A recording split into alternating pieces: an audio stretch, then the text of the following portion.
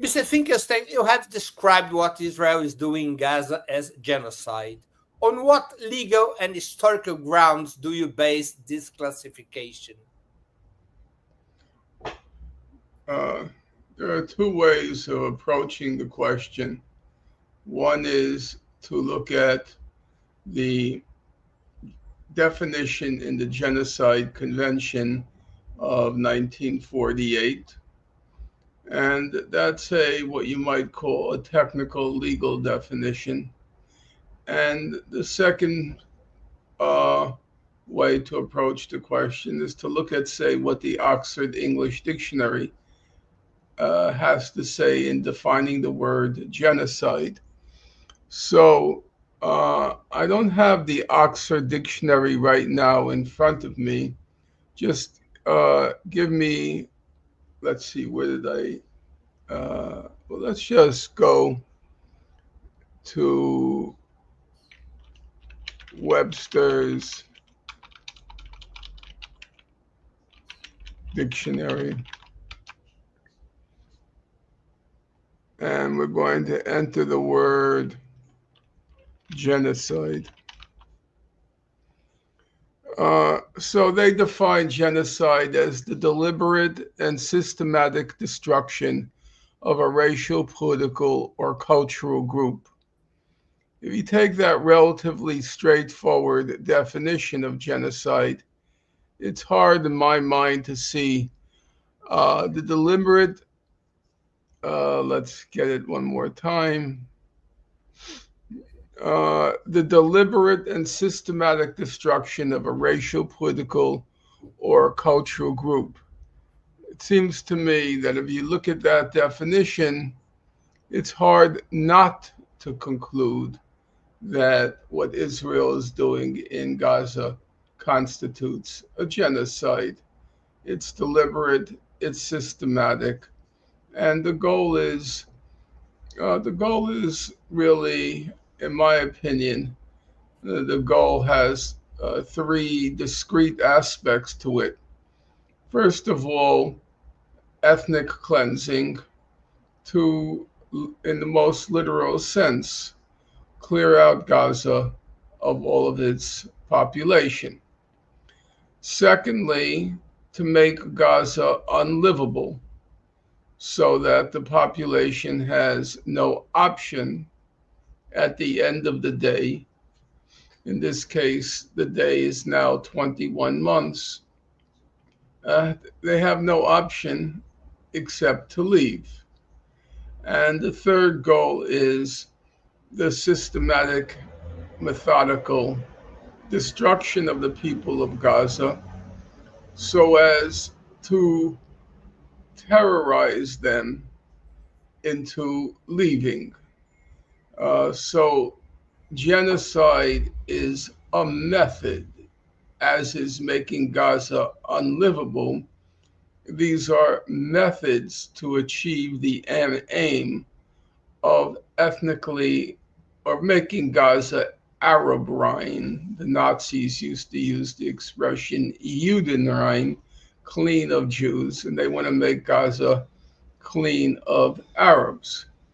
Now, it's also true to say that the longer it takes to achieve its goal of making Gaza Arab Rhine, the more the means, namely genocide, becomes the ends because you want to get them out. But if for some reason they're not leaving, you have to keep killing more and more and more. So at some point, the means, namely genocide, metamorphoses into an end in itself. My last question, Mr. Finkelstein. Are you pessimistic or optimistic about the future of the Palestinian people? There's no grounds whatsoever for optimism, none at all. Um, Anybody who's optimistic now is in desperate need of mental therapy. The news each day. Uh, I don't think it can get worse.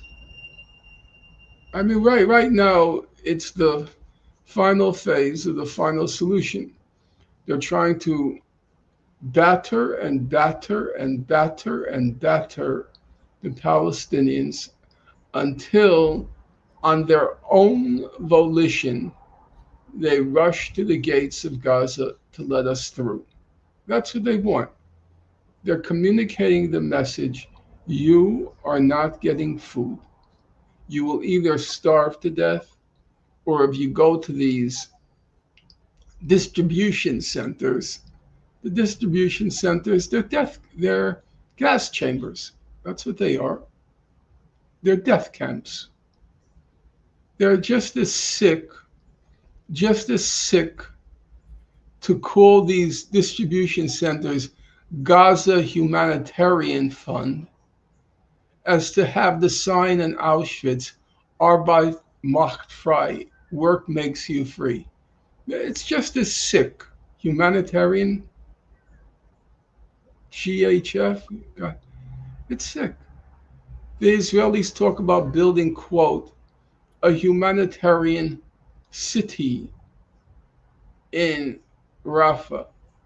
Yeah, just like showers in Auschwitz. Just like showers in Auschwitz. And what to do? The fact, There is nothing to do. I said, if a leadership can consolidate around more militant action, I think people are prepared to go further. But right now, a leadership and a plan has not yet emerged. There are always things to do. The question is leadership and organization. I think people are ready to do more, to give of themselves one last time. But optimism, that's just lunatic to be optimistic right now.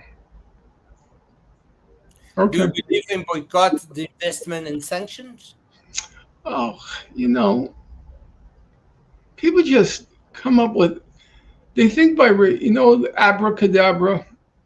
abracadabra, presto. That's like BDS. You think a slogan is going to solve a problem. No political analysis, no social analysis, no nothing. Just shout the slogan. Just shout BDS. Show how radical you are. What has BDS achieved? It's been around since 2005. What has it achieved? I'm not opposing it, but the idea that a slogan can be a substitute for substantive analysis of a situation, it's so idiotic. It's like open sesame, abracadabra. No attempt to analyze the situation and try to figure out what to do now. How do we proceed? If everything in politics could be resolved with a slogan, you wouldn't have to read any books. You wouldn't have to do any analysis. All you have to do is shout a slogan. My real last question: is Israel forever? Listen, I know one thing for sure. I'm not forever. In fact, I'm not for many more years. So I'm not going to squander. If the laws of physics are correct, nothing is forever. When you read Bertrand Russell on atheism, and he talks very calmly about the fact, of course, the sun is will expire. The sun will expire.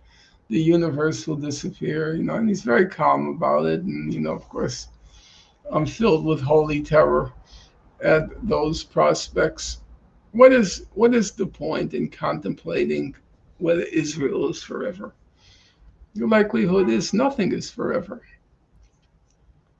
So I don't contemplate those questions. They're just meaningless to me.